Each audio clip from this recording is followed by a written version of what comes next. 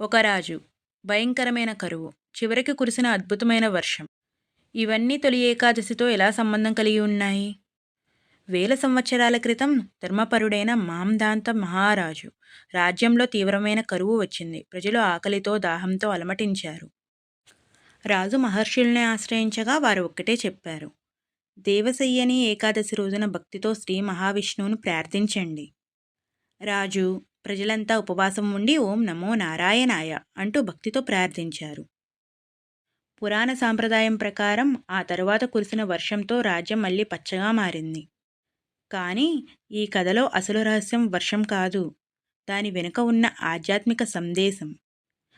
ఆ పూర్తి కథ, తొలి ఏకాదశి మహిమ, పూజా విధానం, ఇంకా ఇలాంటి మరెన్నో ఆధ్యాత్మిక వీడియోలు మన ఛానల్లో మరియు రిలేటెడ్ వీడియోస్లో ఉన్నాయి. వెళ్ళి తప్పకుండా చూడండి. ఓం నమో నారాయణాయ అని కామెంట్ చేయండి.